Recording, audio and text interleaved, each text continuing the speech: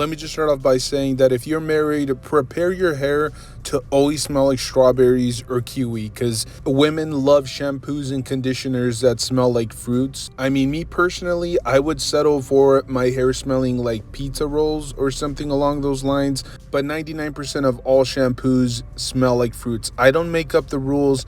That's just the way that it is, okay? If you want to get married, just prepare for that. On a side note, also learn to pee sitting down. Just some quick words of advice. Anyways, we're not here to talk about that. I'm not here to give you guys any marriage advice. That's what you pay your therapist $200 an hour for. Today, we're actually going to be talking a little bit more about something that I touched on in a earlier video, and that's pretty straightforward. Wired capes and why we don't get them from Hasbro, and yet we are getting them pretty consistently from the DC multiverse, or just most DC lines from McFarlane at the moment. That seems to be the standard for the foreseeable future. I'm not sure, because I don't think that he's ever come out and said that, like in an interview or in any of his videos, unless I completely missed it.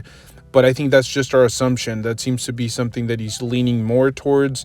And I've kind of commented about this a little bit. I feel like the short-term investment was probably pretty expensive. Like, you actually had to have some engineers rework some of the figures and figure out how all of that would fit together. I know it seems kind of simplistic and customizers can easily do it, but it's different in a factory setting where you actually have to like remanufacture some body molds and things of that nature. And you also have to find an efficient and a cost-effective way of doing it. Whereas in like somebody that just customizes their own figure, they can do however they want it. They can spend, hours and hours putting the cape on. Whereas in a factory setting, it's completely different. But in the long term, I think it's cheaper. I think it's like cheaper because of plastic, and the shipping probably drops a little bit because the figure's way less. So I'm not sure how the math works. Like I've always said, I have a tiny little dinosaur brain. I'm not very good at math. I'm not very good at business. This is just my personal perspective. I think like short term, he probably had to invest quite a bit of money, but in the long term, he'll kind of save that. Because like I said, plastic is, or I should say cloth capes with wires tend to be a little bit cheaper, which really raises the question as to why Hasbro has not given us any wired capes. And just to give you guys a little bit of brief background on how much a wired cape usually goes for, like through eBay or Amazon or whatever other website you can find it. I think there are some customizers on social media that will also sell you some. It depends on the figure, depends on the quality, the girthiness of the cape, how much wire is included, how long the cape is. Is it for a 1/12 scale action figure or a 1/10? All of those things have to be taken into consideration. Do you have to actually like glue it or port it into the figure? Or is it one of those that you can just kind of like curl around the neck of the figure? But in most cases, the cheapest cloth wired cape usually goes for about like $20. You may find some for like $18 to $19, but with taxes included, you'll probably be paying around like $21 to $23. The more eccentric ones, the ones with extra cloth, maybe a little bit more a thickness to it, usually, or better, just overall better quality, you'll usually be paying closer to about like $30. So just in my mind's eye, a cloth cape will always be better than a plastic cape. I know I've already talked incessantly about the wired cape for the first appearance of Batman, but that's a prime example of how dynamic a figure will look with a wired cape. It just looks better in display, even if it's just like in an upright position holding a batarang. With the cape like flowing, it just adds another layer of intricacy in your display, and I think it's a must-have. But that's a prime example of wired capes just adding way more value to a figure rather than having like an ugly sculpted hard plastic cape. I know McFarlane just recently decided to re-release not only The Dark Knight Returns with a wired cape, if I'm not mistaken, with some extras, as well as that Action Comics 1000 Superman, which I think is just like a repaint, a new head sculpt, and then a wired cape with an action figure stand. I think that's great value there. And that one I think retails for like the regular $20, $22 price point. And then we did get like the Huntress action figure. That's a female character, in case you guys are wondering. And aside from the fact that it came with like extra face plates and extra accessories, it also came with a wired cape, and it displayed incredibly well. We also got a quick glimpse at the Reeves Superman, which Again, also comes with a bunch of accessories, but that wired cape is something that, you know, has become more and more consistent. You also had the wired jacket for Captain Boomerang, which I've already said I was pleasantly surprised because he's not like an A-list villain for the DC universe. So it was kind of interesting that they threw a wired jacket on him. The new DC Multiverse video game Justice League action figures also come with a wired cape for both Superman and Batman. The Nightfall 2-pack also came with a wired cape, and if I'm not mistaken, I could be wrong on this, but I can't quite remember if the original Nightfall came, the first release Nightfall came with a wired cape, but I believe that was also an upgrade from McFarlane. You even have the armored Batman from the Batman vs. Superman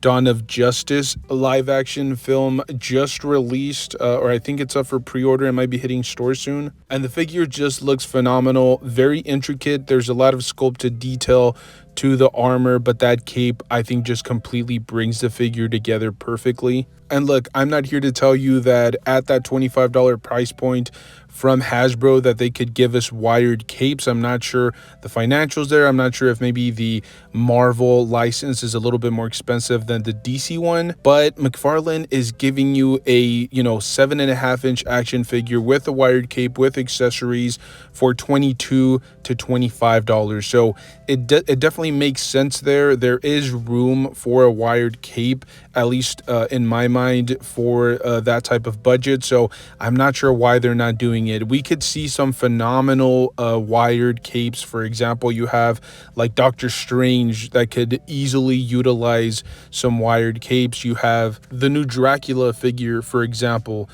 Every version of Magneto that has ever been released. I know we recently got what was it, the Age of Apocalypse version, the animated version. We've gotten a few comic book iterations as well. We've also had multiple versions of Thor that could easily use capes. Could you imagine a wired jacket, for example, utilizing that same technology that they had for Captain Boomerang, but port that into like a Gambit action figure? Or heck, we just got the SDCC exclusive Death Head, which technically wasn't exclusive to SDCC, but still, like, that figure was supposed to be kind of a deluxe figure. It was supposed to come with like a little bit some extras. I think that figure could have easily squeezed in a wired cape, especially considering, if I remember correctly, that figure's retail price was $40. Let's not forget, we've also received a few Scarlet Witches that have that hard plastic cape. And look, it's not just about having extra options in terms of displaying your action figure, but in most cases, they actually limit the articulation. Sometimes you're not able to get the figure in like a crouching pose, or you're not able to lift the arms correctly because of the cape draping over the shoulders. Or in most cases, you just have a huge problem balancing the figure because the cape, adds a bunch of weight to the backside of the figure. And so oftentimes you're going to have a lot of trouble getting the figure to stand up, at least in an upright position, let alone in any like dynamic action pose. Could you picture a Star-Lord with a wired jacket? Could you just imagine how phenomenal of a figure that would be? Look, I could do this all day. I could name dozens of Marvel Legends that could have easily benefited from having wired cloth goods. And by the way, most of the figures that I've mentioned have all been released within like the last 3 to 4 years. There are plenty of other figures that have been released prior to that would have looked phenomenal with wired goods. And look, guys, I'm not sitting here telling you guys that the Marvel Legends line from Hasbro should eventually become like the next Mezco line with a bunch of cloth goods. I definitely understand that there are budgetary constraints when it comes down to some of these figures, especially at the lower end of the collectible spectrum. But I will reiterate this, and I hate going back to it because people just absolutely hate comparing lines, but it still rings true. McFarlane is giving us action figures for $22.99, and granted, they're not all great, but he has released some absolute bangers with wired capes, maybe an extra head sculpt, like 6 hands total, and then, a few different weapon accessories. And that's not something that we see consistently from Hasbro, even though they're a smaller scale. They utilize less plastic, and I know people hate when I reference, scaling and less plastic, but that's just the name of the game. If you're using less raw product to manufacture your own product or whatever it is that you're going to sell, obviously it's going to cost less, right? I do believe that McFarlane action figures do cost more just based on the amount of plastic that he throws at them. Whether you think they're good action figures or not, you at least have to give McFarlane that.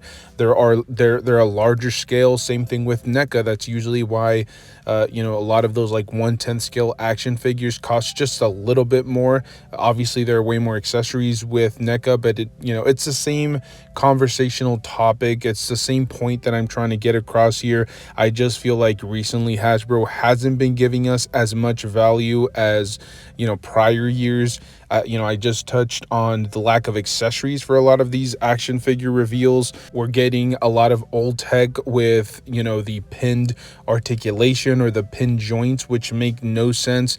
We get newer bucks, but then they revert back to using old body molds. So look, if it were one thing, if they were giving us like a plethora of different accessories or a great number of extra head sculpts, or if the articulation was pretty standard across and was getting better as the years went by, I would have no issues. I wouldn't be sitting here talking about wired capes. But because I'm not really seeing any improvements within the last few years, or at least the improvements that we do get are not consistent, we'll get it for one figure, but then we'll receive like 10 other figures with old body molds or older tech. I do feel that as a consumer base, we should push back a little bit. I think Hasbro needs to up their game, and I think McFarlane, like I said, even if you're not a fan of theirs, if you think they're hot garbage, you can at least give McFarlane credit where credit is due. He's trying to be innovative, he's trying to be creative, he's trying to give us stuff that no other OM or very few other OMs are able to do at a $20 price point, or $22.99, whatever the case is. Actually, I still see some figures at $20. I believe some of like the Walmart stuff is still going for $20, but personally I just don't think it makes sense.